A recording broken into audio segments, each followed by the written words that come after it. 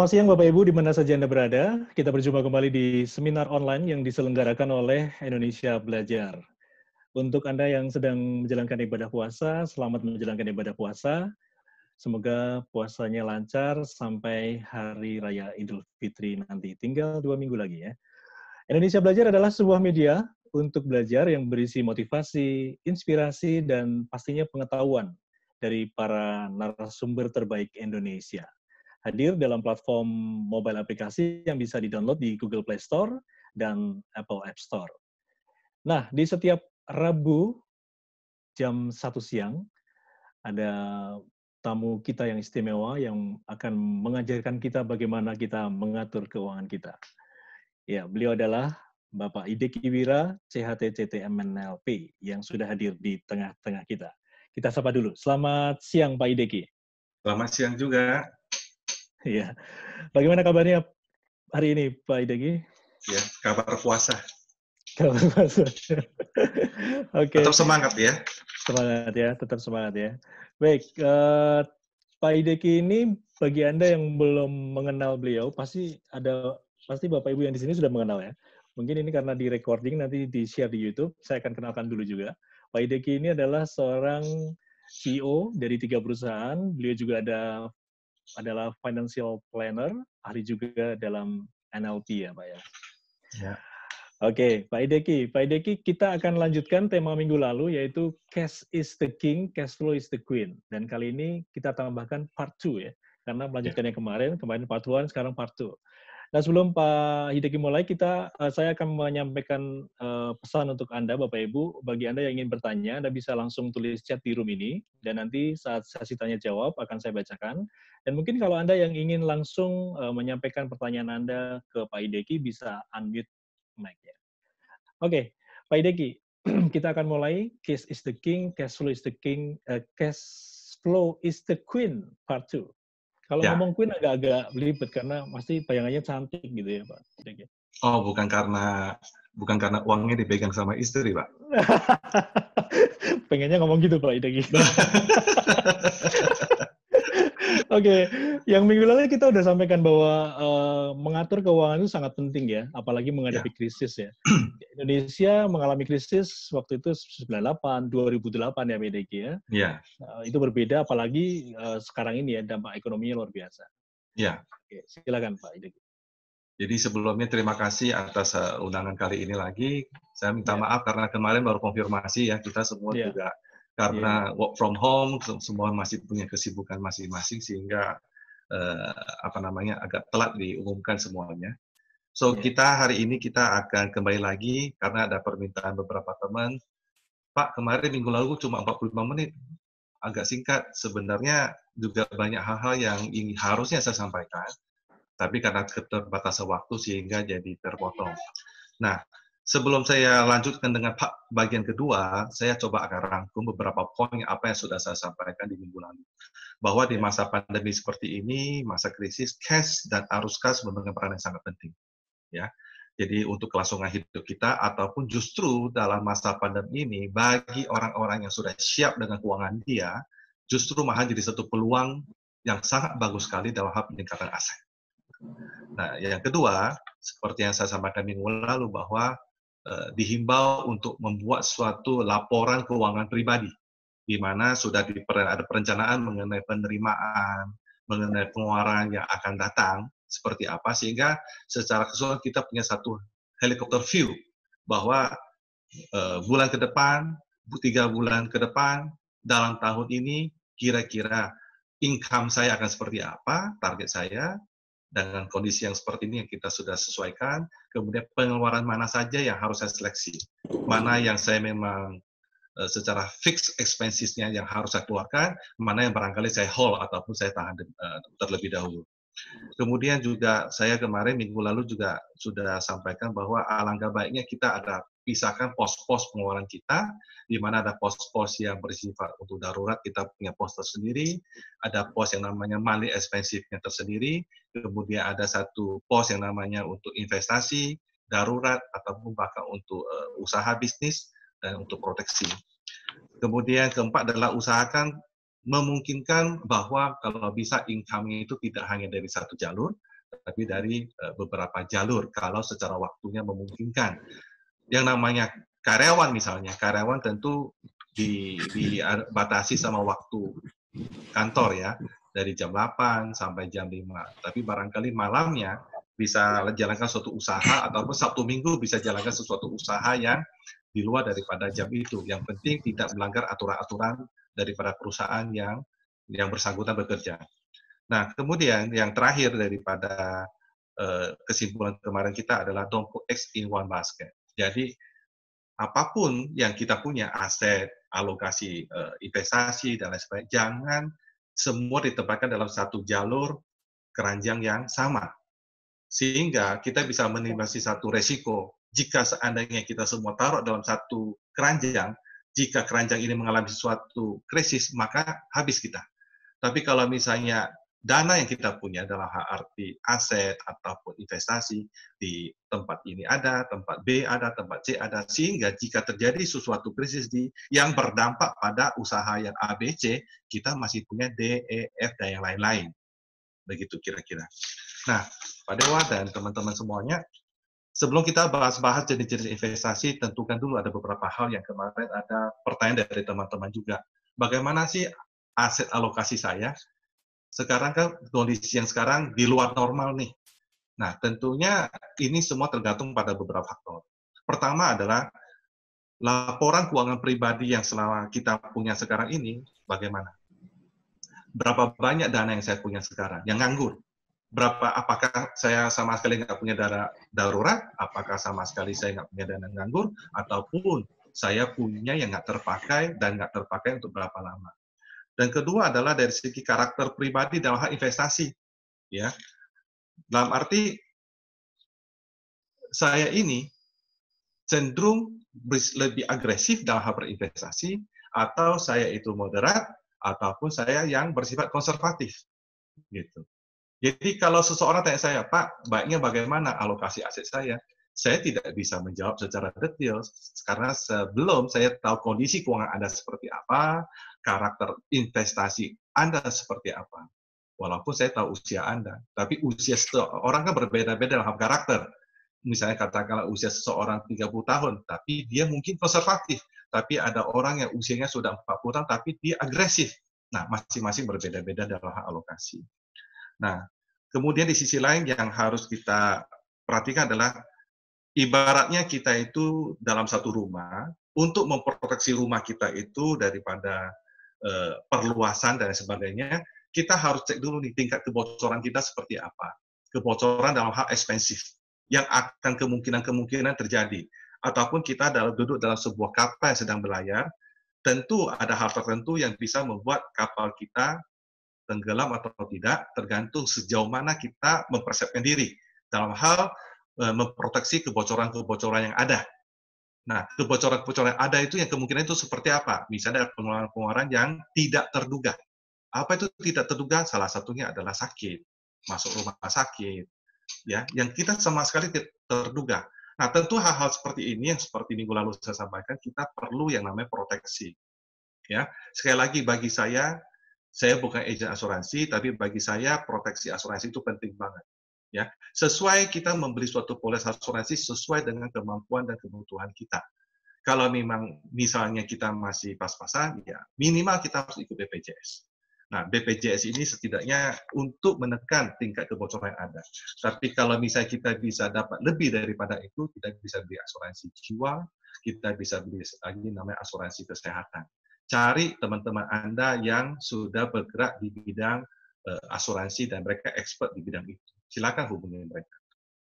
Nah, oleh karena itu teman-teman, peluang bisnis dan investasi saat COVID itu sebenarnya banyak.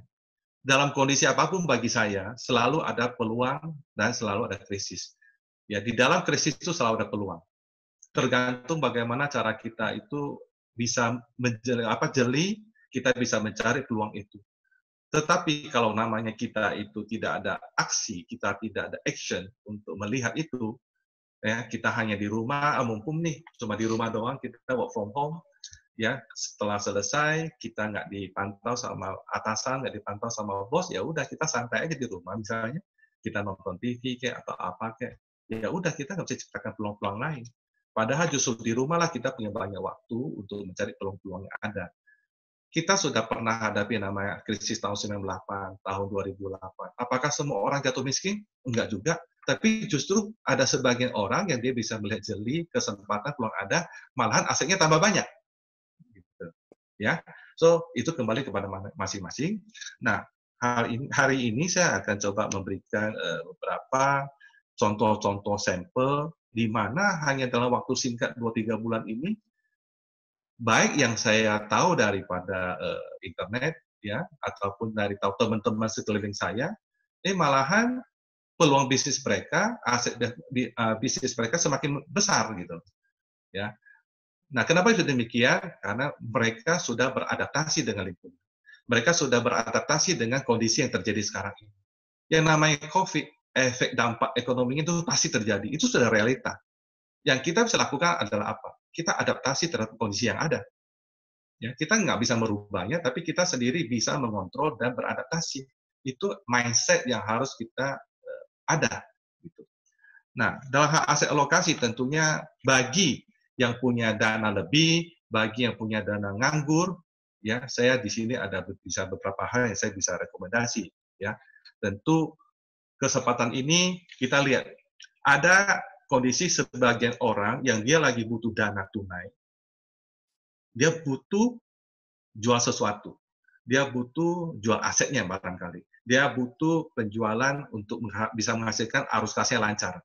Nah, di sisi lain, ada orang, misalnya kalau Anda punya satu dana yang lebih, kemudian nganggur dan berkecukupan, Anda barangkali bisa dapatkan aset tersebut dengan nilai ataupun harga yang sangat rendah. Nah, kita bisa lihat sekarang promo-promo di dalam iklan dan sebagainya, itu kan banyak kan properti-properti yang katakanlah mereka dapat diskon yang besar, bunga KPR yang cukup kecil. Nah, bagi orang yang sudah siap dengan dana yang seperti itu, atau orang yang sedang butuh tempat rumah tinggal selama ini bunga KPR-nya tinggi, mereka yang dapat harga rumahnya yang diskonnya hanya sedikit dari developer, kesempatan inilah mereka bisa baik yang butuh diri sendiri, untuk diri sendiri, atau untuk investasi jangka panjang. Saat inilah yang paling cocok, paling tepat mereka bisa mengambil, membeli properti yang mereka butuhkan ataupun yang mereka investasikan. Nah, tentu kembali lagi kepada dalam hal properti, mereka harus kembali pada lokasi, dan lokasi. Apakah memang cocok dengan yang mereka butuhkan? Ya, bukan hanya sekedar murah untuk membeli suatu investasi properti, tapi kembali lagi pada lokasi. Ya. Nah, dalam hal seperti ini, kedua yang kita bisa dapatkan adalah passive income. Suatu kondisi di mana yang salah satu yang saya alami sendiri adalah suatu peningkatan aset, suatu cash flow yang lancar, bisa dapatkan satu pendapatan yang selama ini rutin dan lancar adalah dari passive income. Passive income dari mana kita bisa dapatkan? Di sini kita ada terbagi 3. Satu dari paper asset. Apa itu paper asset? Itu dari surat berharga. Surat berharga contoh seperti apa? Contoh misalnya ada uang tunai yang selama ini kita tidak terpakai, tapi untuk jangka pendek kita dapatkan di deposito. Nah, kita kan dapatnya namanya bunga deposito. Ya, di mana kita tidak perlu aktif untuk menggerakkan suatu kegiatan, tapi dari bunga deposito itu kita bisa dapatkan sebagai passive income. Kemudian dari obligasi, ya kita beli dari saham yang berupa dapat dividen setahun sekali, itu kan semua lumayan. Dari bunga bank dan lain sebagainya. Nah, kedua adalah dari properti. Ya, dari dulu saya sudah punya target, Pak Dewa. Ya, seperti yang saya pernah sampaikan di minggu lalu, saya selama itu ya tentu kita hemat, ya kita tidak sembarangan ekspensif dengan biaya kehidupan kita sehari-hari, tapi dana yang lebih itu kita buat cicil properti.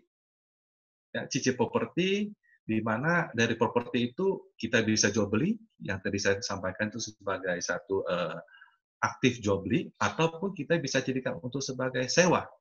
Sewa di mana kita bisa dapatkan uang sewa bulanan ataupun sewa tahunan. Pajaknya kan cuma 10%. Ya. Jadi kalau misalnya saya punya 12 aset properti yang setiap bulannya saya bisa sewakan ke calon penyewa, maka rata-rata setiap bulan kan saya bisa dapat passive income. Yang sendiri pun saya tidak harus aktif untuk mengelola itu. Beda dengan bisnis yang kita harus aktif. Tapi kalau properti yang kita hanya andalkan sewa, kita kan tidak perlu aktif. Nah, dengan passive income ini saya rasakan tentu kembali lagi pada pemilihan lokasi properti yang benar-benar cocok dan strategis. Misalnya contoh tempat-tempat lokasi yang memang keramaiannya ada tempat jual beli barang, keramaian masyarakat di sekitar situ, itu propertinya itu pasti laku. Ataupun cari properti yang di mana banyak orang perkantoran ataupun orang yang banyak mahasiswa yang mereka butuh tempat tinggal. Gitu. So kembali lagi pada lokasi, lokasi, dan lokasi. Kalau ingin investasi di properti, itu bagi teman-teman kita yang punya uang yang lebih dalam hal untuk investasi. Kemudian passive income untuk yang lain, dan satu lagi adalah suatu bisnis yang kita bisa jalan tanpa ada kita, autopilot.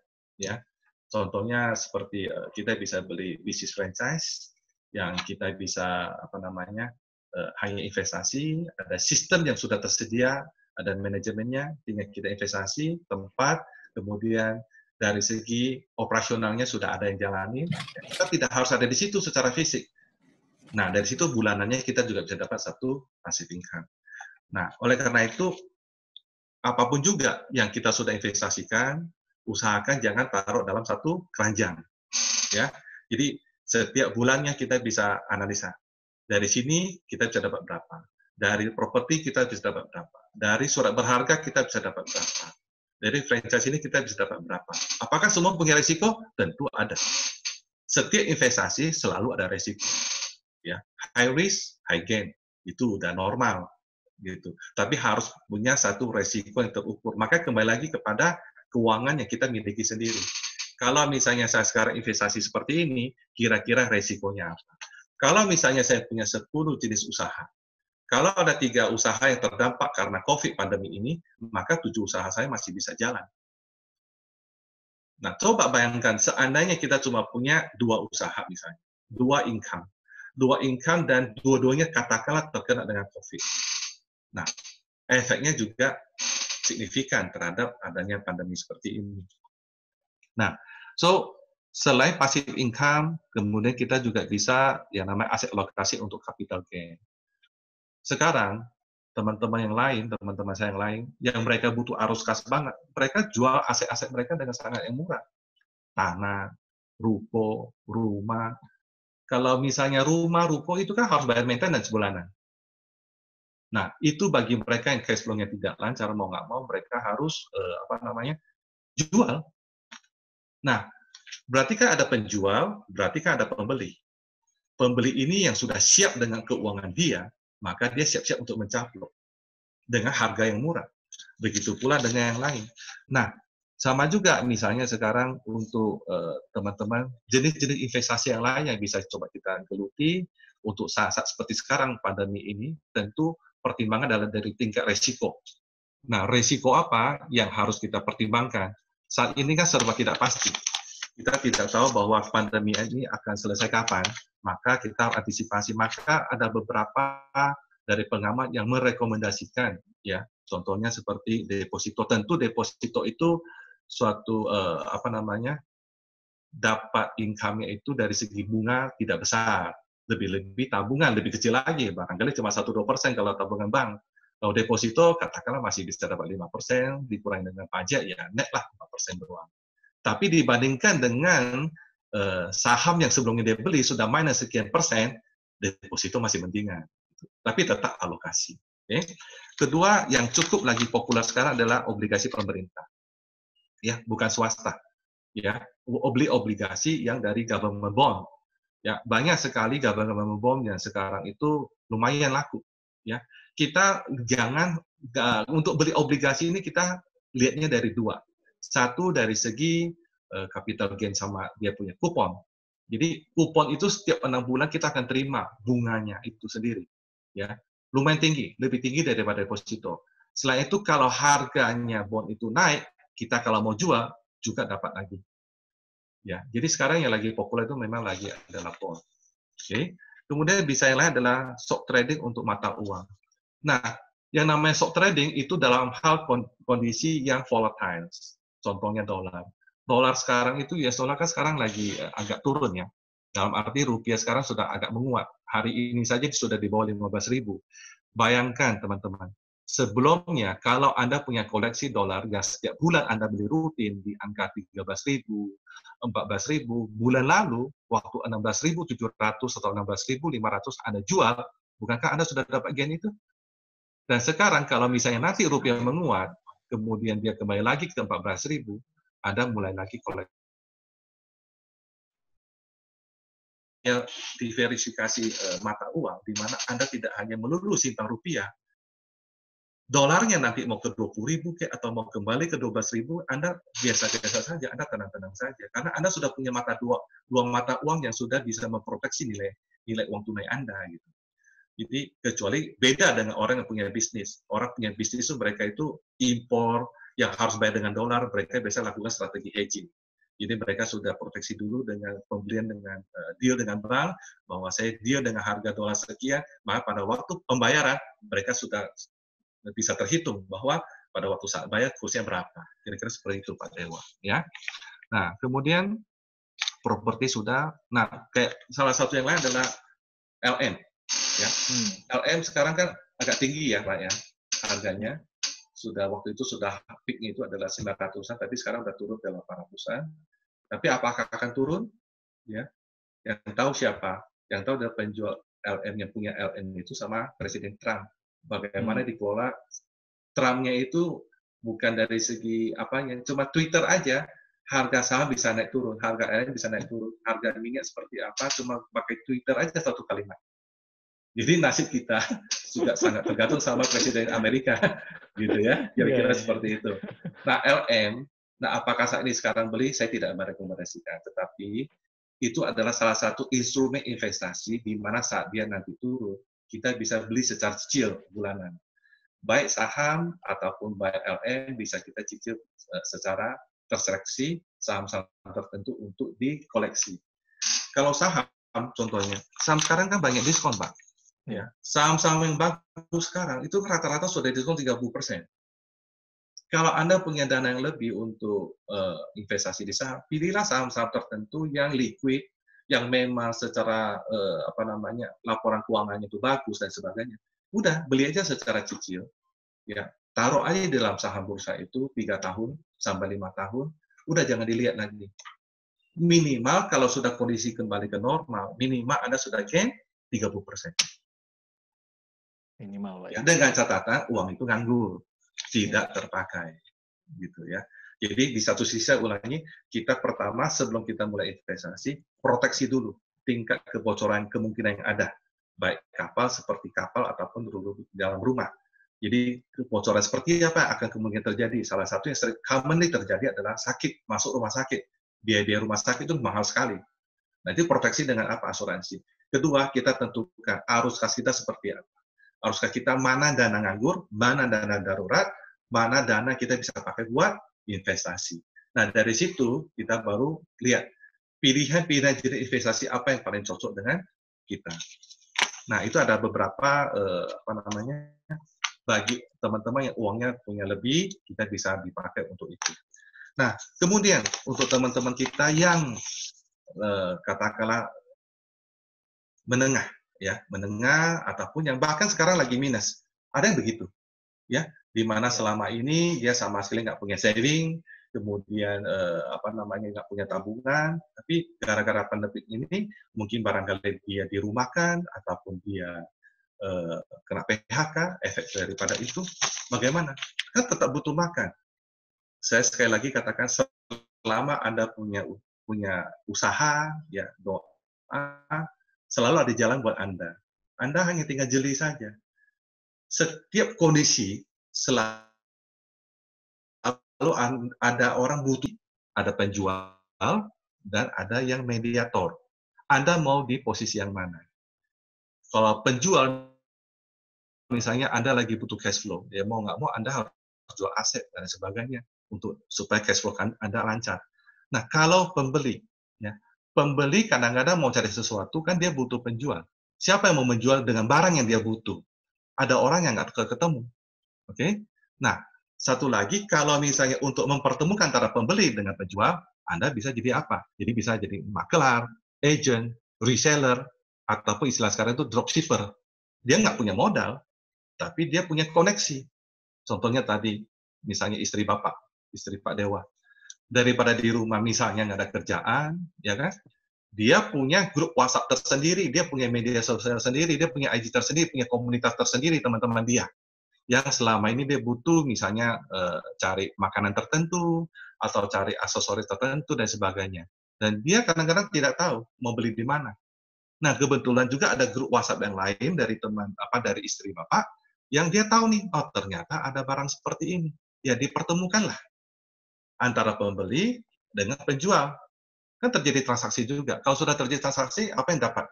Fee kan? Iya. Komisi atau fee. Iya. Nah, so kuncinya apa? Kuncinya adalah networking. Ya, seperti yang saya akan sampaikan minggu lalu, saya tidak pernah left daripada grup WhatsApp apapun juga yang sudah pernah invite saya. Walaupun saya silent, gitu ya. Karena apa? Karena bagi saya salah satu modal saya adalah networking yang saya punya. Hanya kapan saya bisa pakai networking itu dengan tujuan yang baik. Kapan saya pakai WhatsApp yang itu, grup WhatsApp yang itu untuk tujuan yang baik. Gitu. Itu semua networking, gitu. Even you like or you dislike dengan grup WhatsApp itu, kalau Anda punya satu pandangan jauh ke depan, ya biarin aja, jangan sampai left. Silakan di silent supaya nggak terganggu, tapi jangan sampai left.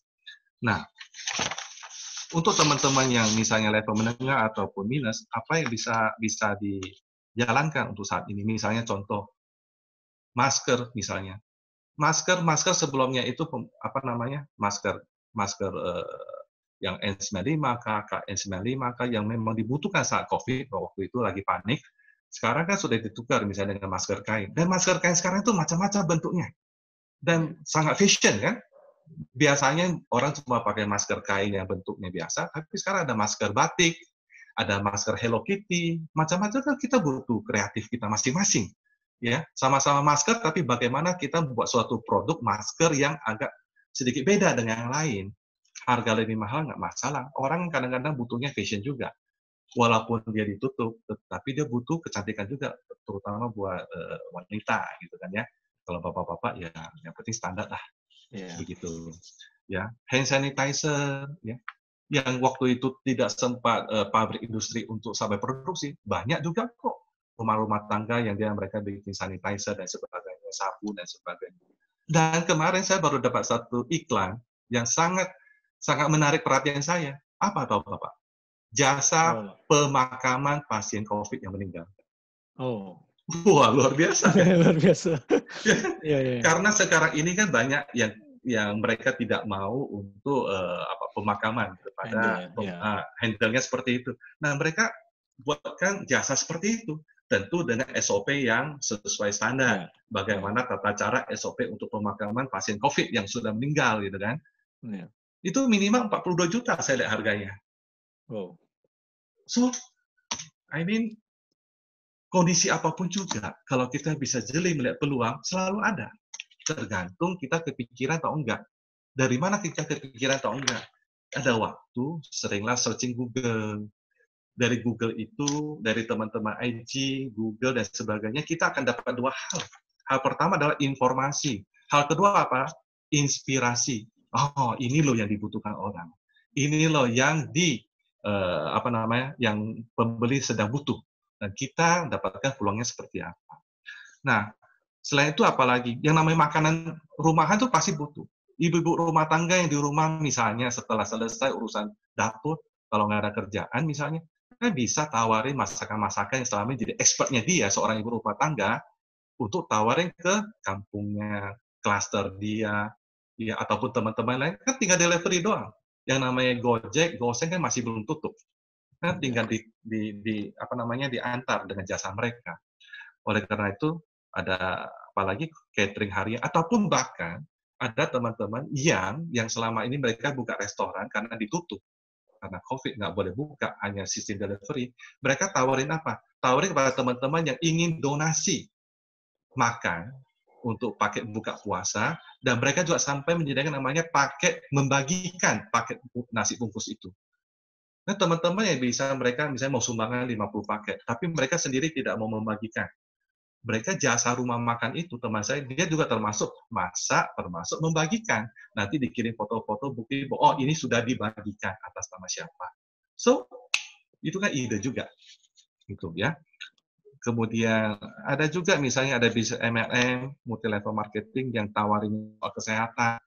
Selain bisa dapatkan produk-produk bisa tawaran kesehatan, kan dia juga bisa dapat income tambahan dari teman-teman yang komunitasnya dia.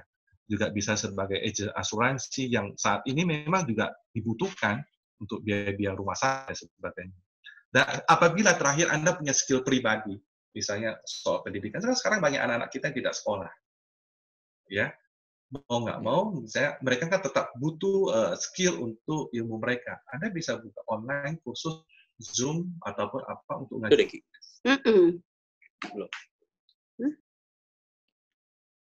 Tapi tukang pangkas rambutnya bisa tawarin ke langganan dia untuk datang ke rumah dengan pemakai baju-baju yang sudah masker sesuai misalnya APD atau masker yang sudah tersedia dengan baik. Ya. Kemudian juga bisa jadi YouTuber macam-macam. Ya. Kira-kira intinya bagi saya adalah apapun kondisinya, baik dalam kondisi normal ataupun krisis, selama Anda jeli, selalu ada yang butuh sesuatu. Nah, tinggal Anda menciptakan, menyediakan layanan barang atau layanan jasa yang dibutuhkan oleh sebagian pembeli itu. Kira-kira gitu Pak Dewa. Makasih. Oke, ya. Terima kasih Pak Hideki. Wah, luar biasa ini. Jadi banyak jenis-jenis investasi yang bisa kita lakukan di masa pandemik ini, dan juga ada banyak peluang bisnis tadi Pak Hideki sampaikan banyak sekali ya. Ada properti sampai teman-teman yang menengah bahkan minus bisa ada juga peluang-peluang bisnis yang bisa kita lakukan daripada di rumah saja tanpa produktif ya. Ya, benar. Oke, saya ingatkan untuk Bapak Ibu yang ingin bertanya, ini ada Pak Effendi Pangestu tadi udah say hello sama Pak Hideki, kemudian ada Ibu Elizabeth Helen yang sudah coba untuk men-summary tadi penjelasan. Terima kasih Bu Helen. Merangkum passive income ya, paper asset, property, bisnis autopilot gitu ya. Nah ini ada Pak David J ini. Ya. Obligasi gimana Pak Diki? Obligasi bagus, tapi kita pilih obligasi yang kalau bisa saat sekarang itu adalah yang lebih terjamin, yaitu dari pemerintah, government bond. Ya. Government itu kalau kita bisa tanyakan kepada relationship manager kita, yang selama ini kita buka bank mana, kita bisa tanya mereka obligasi mana yang bagus. Obligasi itu banyak banget, ya. Ada FR dari sekian, ada puluhan. Tapi apa yang kita perlu perhatikan dalam hal obligasi, kita lihat obligasi ini kupon berapa persen untuk rupiah. Ya, tentu kita cari kupon yang yang lebih tinggi. Harga kuponnya itu di mana bunga kupon nanti akan dibagikan ke kita akan dapatnya itu lebih keras setiap 6 bulan sekali. Kemudian di luar daripada bunga kupon itu ada satu lagi kita perlu lihat adalah yield-nya. Yield-nya berapa persen? Misal contoh kupon tuh dapatnya adalah 7%. Kemudian yield-nya kapan? Yield itu apa? Yield itu adalah jika kita memegang obligasi itu sampai masa maturity date-nya, berlakunya obligasi selesai, kita akan terhitung jadi berapa persen. Itu setiap hari berubah-ubah. Ya. Katakanlah sekarang, bunga deposito sampai 5%. Ya, netnya 4%. Ya, pajaknya 20%. Kalau obligasi, pajak yang saya tahu itu 15% saja. Sekarang, katakan obligasi itu sekarang harganya dari kuponnya adalah 7,5%. Oke, 7,5%. Kemudian harga daripada obligasi itu berapa? Ya, sekarang banyak obligasi harganya murah kok, di bawah 100 kok. Ya, kita bisa pilih seperti itu dengan yield katakanlah sekarang obligasi tertentu yang nomor sekian, ya, harganya cuma sekarang 92 dari harga aslinya. Jadi, selain kita dapat kupon, kita juga dapat diskon harga obligasi itu sebanyak sampai 8% jika kita nanti harga itu kembali kepada 100% maturity date-nya. Sehingga yield-nya juga lebih tinggi daripada 7,5%. Gitu. Ya, jadi banyak sekali obligasi yang kita bisa pilih. Jadi kita lihat dari segi harga obligasi itu sendiri berapa, nilai persentase bunga kuponnya berapa, dan yield-nya berapa persen. Nah, kira-kira ada 3 faktor itu, Pak David, yang bisa jadi pertimbangan kita. Ya. Obligasi bagus, tapi harus hati-hati, Pak ya. Obligasi masih tahap risiko yang rendah, Pak. Karena dia harganya kalau kita sudah dapat, katakanlah dengan bunga kupon yang bagus, kemudian harga di bawah 100%, ya kita lebih safe, ya, lebih aman. Artinya kalau dia harga obligasi turun terus, daripada harga kita dapatkan, kita nggak masalah selama kita tidak jual. Bahkan kita pegang sampai maturity date pun, kita tetap kembali ke 100%. Gitu. Ya, jadi risiko lebih rendah dibandingkan dengan saham. Tapi dengan saham sekarang, misalnya untuk saham-saham perusahaan TBK yang nilai keuangannya bagus, ya misalnya saya nggak usah sebutkan, tapi kita bisa lihat sendiri, ya yang namanya top 5, top 10, ya IDX 10 ataupun LQ45 yang liquid dan sebagainya, itu harga sahamnya lagi murah-murah semua. Kalau Anda punya uang tunai yang nganggur 3 tahun, saatnya Anda bisa beli harga saham-saham perusahaan yang bagus, perusahaannya secara aset dan sebagainya, tapi dengan harga yang murah. Begitu kira-kira Pak Dewa. Oke. Pak David J, semoga terjawab. Oh ya, ini udah respon. Thank you, Pak Deki. Oke, semoga... Ya, sama-sama Pak David. Ya, semoga bisa memberikan inspirasi untuk melakukan action ya, apa yang harus dilakukan di investasi saat sekarang ini. Oke, Bapak Ibu yang ingin bertanya silakan langsung chat atau mungkin langsung buka mic-nya bisa langsung sampaikan ke Pak Hideki. Pak Hideki, dari berbagai macam jenis-jenis investasi kemudian bisnis banyak peluang di balik musibah. Ini saya menggarisbawahi kalkulasi risikonya menjadi sangat penting, Pak ya. Oh ya. Ya, dari Risk management sangat penting. Ya, risk management sangat penting. Ini artinya semua apapun peluang bisnis yang ada atau kita mau investasi itu pasti ada Ada risikonya. ragu-ragunya. Nah, ini bagaimana cara efektif untuk kalkulasi risiko ini, Pak? Kembali lagi kepada kekuatan keuangan yang kita punya, Pak. Ya. Jadi kalau misalnya sekarang saya punya 1.000, saya investasikan ke obligasi 100, saya investasikan ke saham 100, saya investasikan ke deposito sekian, saya investasikan ke alokasi yang properti sekian. Jadi masing-masing sudah punya satu risiko tersendiri. Jadi ada hitungannya gitu Pak kira-kira. Yeah. Nah kalau misalnya intinya kan kita mau setidaknya mempertahankan nilai asetnya kita. Jangan sampai dengan kondisi yang seperti ini aset kita turun. Ya, bagaimana cara kita mempertahankan nilai aset kita yang ada. Tapi kalau kita jeli bisa memanfaatkan kondisi ini dengan baik, membeli saham yang harga murah, membeli obligasi dengan harga murah, sekarang kita investasi ke tempat properti yang murah, kira-kira setahun sampai 3 tahun, aset kita peningkatannya luar biasa. Karena kondisi sekarang ini untuk barang-barang tertentu serba murah, Pak. Nah, itu buat peluang bagi orang-orang yang di mana selama ini cash dan cash flow-nya tertata dengan baik dan dia sudah siap. Begitu. Ya. Ada orang katakanlah dia asetnya di mana-mana, tapi cash-nya nggak punya. Perusahaannya besar banget, tapi cash flow-nya nggak lancar. Jadi harus ada keseimbangan antara cash dengan cash flow, tunai dengan arus kas. Ya, jadi kalau untuk teman-teman misalnya yang untuk memaintain dia punya nilai aset, barangkali untuk deposito, obligasi, porsinya lebih besar dibandingkan dengan equity misalnya untuk saham. Ya. Tapi kalau dia memang menguasai strategi dalam hal itu, dia bisa grow. Equity-nya bisa dinaikin karena semua serba murah sekarang. Anda bisa short term, Anda bisa long term main saham. Short term misalnya contoh, ada saham tertentu yang dia volatile banget nih naik turunnya nih dalam seminggu. Ya, secara teori beli pada waktu dia harganya murah, jual pada harga yang waktu dia naik. Ya selisih 3-5%, bahkan ada 10%, jual aja dulu. Karena kita tidak tahu minggu depan akan terjadi seperti apa. Ya, lumayan. Misalnya katakan Anda investasi di saham itu 100 juta. Ya, Anda bisa dapat 3%, Anda sudah dapat gain 3 juta. Kan lumayan. Ya. So ini kembali pada strategi cash yang kita punya, kemudian arus kas yang kita atur seperti apa, dan terakhir risk management cash flow-nya seperti apa. Jadi kalau saya punya 10 jenis bisnis, 3 saya bermasalah, saya masih punya 7 yang bisa meng-cover. Kira-kira seperti itu Pak Den. Oke. Kalau tadi kalkulasi risiko tergantung pada laporan keuangan. Kalau ini kita bicara bukan perusahaan tapi bicara personal, ini punya laporan keuangan. Nah, Ya, bagi teman-teman yang belum biasa membuat laporan keuangan misalnya, ini ya, saat ini langsung bisa buat laporan keuangan ya, nggak usah nunggu-nunggu lagi di nggak usah. istilahnya general check up gitu ya. Ya, betul. Ya, Simpel aja, Pak. Artinya ya, ditata kembali. Sebenarnya uang yang saya punya sekarang, aset yang saya punya sekarang dalam bentuk Excel aja atau tulisan tangan ya. nggak apa-apa. Maksud saya dalam hal seperti jangan di dalam pikiran, Hmm, ya. Nama hitung-hitungan jangan dibayangkan, tapi ya, dituangkan dalam kertas, ya, supaya kita itu dapatnya satu helikopter view, baik secara pikiran ataupun penglihatan mata kita. Oh, saya punya dana sekian yang nganggur, di mana pengeluaran bulanan saya sekian. Ya, jadi dalam 3 bulan ke depan, seandainya COVID ini masih belum berlalu, apa yang harus saya antisipasi? Orang yang sukses itu kan salah satu upaya strateginya adalah harus bisa antisipasi.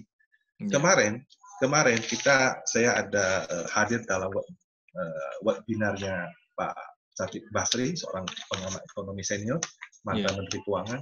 Ada 3 skenario.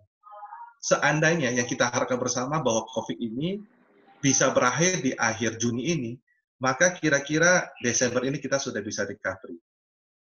Hmm, Ya, karena untuk recovery itu butuh 6 sampai 9 bulan. Tercepatlah katakan 6 6 bulan. bulan, ya lebih kurang Desember selesai. Tapi kalau ternyata COVID ini baru bisa kurvanya bisa melandai, itu di bulan akhir September, maka kita butuh waktu yang lebih lama untuk recovery, lebih kurang di quarter atau triwulan kedua, baru bisa recovery. Kalau sampai ternyata teman-teman kita itu di masyarakat masih bebas dan sebagainya, itu akhir Desember ini baru selesai, maka kita butuh waktu lebih panjang lagi, lebih kurang di semester kedua tahun 2021 baru bisa recovery kembali. Hmm, Dampak ekonominya itu loh yang luar biasa. ya, Jadi kita misalnya kalau makin lama dampak daripada COVID ini, maka recovery-nya dibutuhkan waktu lebih panjang. Dan kita butuh prepare the worst yang terjadi. Sekarang dana yang kita ada, jangan katakan nanti Juni sudah selesai. Belum tentu. Barangkali nanti bisa terjadi gelombang kedua. Sekarang yang berita terakhir, salah satu kota di Provinsi Hubei sekarang ada lagi diisolasi. Kalau nggak salah namanya Kota Sulan. Ya, sudah dapat kasus-kasus COVID yang baru lagi gelombang kedua. Itu yang ditakutin. Nah, sekarang teman-teman kita yang sudah sempat pulang kampung, apakah mereka yang di daerah kampung itu terjangkit dengan orang-orang kota? Kita belum tahu, belum ada laporan update. Nanti setelah selesai lebaran, mereka nanti pulang lagi ke kota. Itu bagaimana antisipasinya? So, dalam hal seperti ini, wise-nya kita dalam hal mengatur suatu arus kas kita harus benar-benar smart, harus bijak, ya, tetap utamakan kebutuhan prioritas kita dulu. Apa menjadi prioritas kita? ya. Oke. Oke, baik Pak Ideki. Ini waktu kita sudah habis nih, Pak. Semoga apa yang disampaikan Pak Ideki dari jam 1 tadi bisa bermanfaat sekali buat kita semua yang ada di ruangan ini ya. Oke, Ya, Bapak Ibu, ada pertanyaan lagi? Belum ada? Oh, ini ada, nggak berasa kurang lama ini. Super sekali, Pak. Terima kasih atas sharingnya. Terima kasih Pak Ideki dari Ibu Elizabeth Helen. Oh, luar biasa. Oke, terima terima kasih kasih semuanya. Pak Ideki. Kita foto bersama dulu sebelum Oh pulang. ya, Ya, ya. kita ketemu lagi minggu depan dengan Pak Ideki. Oh, minggu Hari depan baru masih ada sehat. ya? Oh, masih ada, Pak. Masih ada ya? Belum libur Lebaran. Oke, Bapak Ibu, kami persilakan untuk bisa buka kameranya untuk kita foto bersama. Ini langsung Pak Effendi langsung harus daftar lagi nih. Siap. Oke, saya persilakan untuk buka kameranya Bapak Ibu, kita foto bersama dengan Pak Ideki. Teman-teman di belakang layar silakan foto. Oke, Bapak Ibu boleh buka terlebih dahulu kameranya.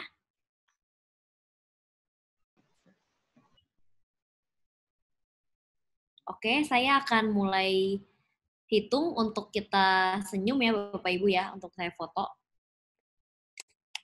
1, 2, 3.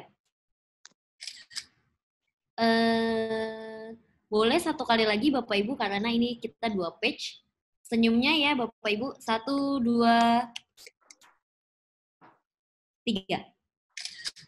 Oke, baik Bapak Ibu, Oke, terima terima kasih. kasih. Terima kasih Terima kasih semuanya. Pak Terima Ideki, terima kasih. kasih Bapak Terima Ibu. kasih. Sukses untuk kita semua.